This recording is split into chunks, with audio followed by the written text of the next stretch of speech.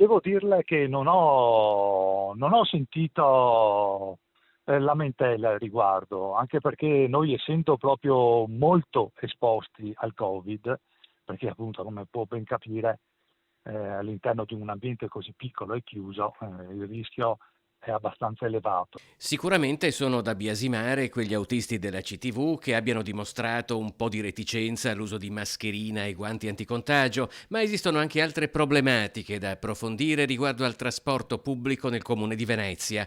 A parlare proprio un autista della CTV che preferisce mantenere l'anonimato, ma che dopo aver visto nel nostro telegiornale il servizio sugli autisti senza presidi di sicurezza obbligatoria a Piazzale Roma, vuole sottolineare le difficoltà che la categoria incontra quotidianamente da quanto guanti e mascherine sono obbligatori. Anch'io oggi ero in servizio e ho fatto presente a più di qualche passeggero di indossare la mascherina perché appunto ho vista la nuova ordinanza regionale.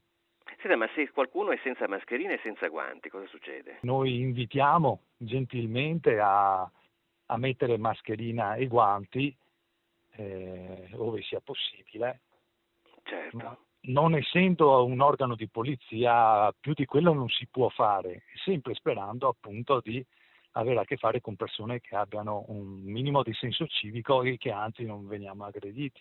C'è poi una questione altrettanto importante che forse non trova adeguato spazio nel dibattito sulla futura riapertura delle aziende, spesso concentrato unicamente sulle condizioni del posto di lavoro, ignorando invece come le persone al lavoro ci arrivino. In alcuni orari di punta noi notiamo che non ci sono le distanze di sicurezza tra i passeggeri. Noi abbiamo la direttiva aziendale e anche quella insomma, a livello regionale di avvisare la nostra linea ispettiva che nel più breve tempo possibile mandano una corsa supplementare per sopperire a questa mancanza di distanziamento sociale. Però al momento la cosa che noi vediamo, al momento la corsa si porta a termine, se non è proprio affollatissimo il bus,